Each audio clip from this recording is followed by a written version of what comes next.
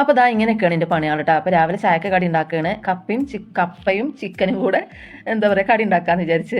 നമ്മളെ കപ്പ ബിരിയാണി ഇല്ലേ അതന്നെയാണ്. അപ്പോൾ അതിനിതാ ഒരു മുറി തേങ്ങ കുറച്ച് കറിവേപ്പിലിട്ടിട്ട് നല്ലോണം ഈ ഒരു കളറാണ് വരെ വറുത്തിട്ട് നമുക്ക് മാറ്റിയൊക്കെ ചൂടാറട്ടെ. ലാസ്റ്റ് ഒന്ന് വെതറി കൊടുക്കാൻ വേണ്ടിയിട്ടാണ് കേട്ടോ. എന്നിട്ട് ഇതാ കപ്പ നല്ലോണം കൊത്തി നുറുക്കിയതിന് ശേഷം കഴുകി കുക്കറിലിട്ടിട്ട് ലേശം ഉപ്പും ലേശം മഞ്ഞപ്പൊടി ഇട്ടിട്ട് ഒരു 4 വിസിൽ നമുക്ക് വേവിച്ചെടുക്കാം.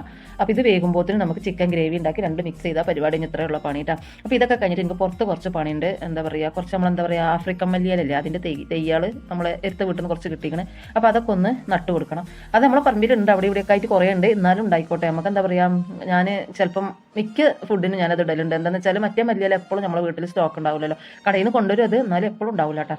അപ്പോൾ ഇതൊക്കെ നമുക്ക് എന്താ പറയുക നമ്മളെ പറമ്പിലുണ്ടെങ്കിൽ നമുക്ക് എടുത്തിടാലോ. അപ്പോൾ അതാ ചിക്കൻ ഗ്രേവിക്ക് വേണ്ടിയിട്ട് കുറച്ച് എണ്ണ ഒഴിച്ചു കൊടുത്തിട്ട് ഇനി കറി മസാല സംഭവങ്ങളില്ലേ അതൊക്കെ ഒന്ന് ഇട്ട് കൊടുത്ത് അതൊന്ന് പൊട്ടിപ്പൊരിഞ്ഞ് വന്നതിന് ശേഷം 2 സവാള നല്ലോണം വഴറ്റി കൊടുക്കുക.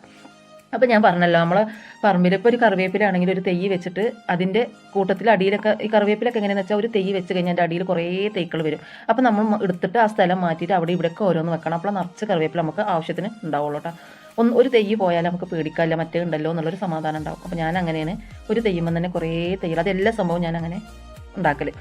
അപ്പോൾ അത് അതിൽ ഇഞ്ചിയും വെളുത്തുള്ളിയും ചതച്ചത് ഇട്ട് കൊടുക്കണം, കുരുമുളക് പൊടി ഇട്ട് കൊടുക്കണം, മല്ലി മുളക് മഞ്ഞൾ അത് ഇട്ട് കൊടുത്തതിന് ശേഷം പിന്നെ കറി മസാല നമ്മൾ ആദ്യം ഇട്ടല്ലോ, അപ്പോൾ ഇനി പൊടി ഇടേണ്ട ആവശ്യമില്ല.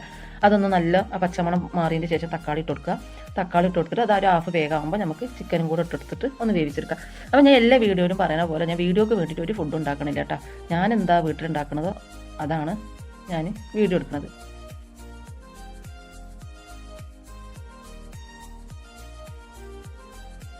അപ്പോൾ ചിക്കൻ ഇട്ട് കൊടുത്തിട്ട് ഇതാ നല്ലോണം ഒന്ന് വഴറ്റി കൊടുത്തിട്ട് നമുക്ക് മൂടി വെച്ച് വേവിച്ചെടുക്കാം കേട്ടോ.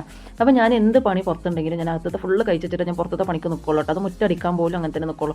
അല്ലെങ്കിൽ പിന്നെ നമുക്ക് മുറ്റടിക്കാൻ തന്നെ എന്തായാലും നമ്മൾ ഓരോന്ന് നന്നാക്കി നമുക്ക് എന്തായാലും കുറച്ച് നേരമാവും. അതേപോലെ ചെടികൾ മാറ്റി വെക്കാനുണ്ട്, പുതിയ തേക്കളൊക്കെ വെക്കാനുണ്ടെങ്കിലൊക്കെ ഞാൻ അങ്ങനെ തന്നെയാണ് ഫുള്ള് അകത്തത്തെ കഴിച്ചിട്ടേ പോകുള്ളൂ. അല്ലെങ്കിൽ പിന്നെ പുറത്തത്തെ ഫുള്ള് പണി കഴിഞ്ഞിട്ട് അകത്തേക്ക് കയറുമ്പോൾ നമുക്ക് തല ഇറങ്ങുമ്പോഴത്തെ വലിച്ചിടലും പാത്രം കഴുകലും ഒക്കെ കാണുമ്പോൾ നമുക്ക് വിരാൻ തിരിച്ചു. അപ്പോൾ ഞാൻ എന്ത് ചെയ്യും, എല്ലാം ക്ലിയർ ആക്കിയിട്ട് ഞാൻ പുറത്തേക്ക് പോകുള്ളൂ കേട്ടോ. അപ്പോൾ എനിക്ക് കുറച്ച് മല്ലിയലിൻ്റെ തെയ്യാളൊക്കെ കിട്ടിക്കണം, അതൊക്കെ കുഴിച്ചിടണം. പിന്നെ ചെടികളൊക്കെ മാറ്റി വെക്കാനുണ്ട്, അതൊന്നും ചെയ്യുന്നില്ല കേട്ടോ. ഇന്നിപ്പോൾ കുറച്ച് പണിയൊക്കെ ചെയ്യുന്നുള്ളൂ. ഈ വീഡിയോ എടുക്കലും പണികളൊക്കെ പാടാകുമ്പോൾ നീങ്ങണില്ല. അപ്പോൾ ഇതാ നമ്മളെ കപ്പ ബിരിയാണി റെഡിയായി. ഇനി തേങ്ങ വറുത്തതും കൂടെ ഇട്ടുകൊടുത്ത് കുറച്ച് മല്ലിയില, ഞാൻ നേരത്തെ പറഞ്ഞില്ല നമ്മൾ അമേരിക്കൻ മല്ലി ആഫ്രിക്കൻ മല്ലി, അത് കുറച്ച് വെതറി കൊടുക്കുക. കുറച്ച് കറിവേപ്പിലും കൂടെ ഇട്ടുകൊടുത്താൽ നമ്മളെ കപ്പ ബിരിയാണി റെഡിയായിട്ടാ.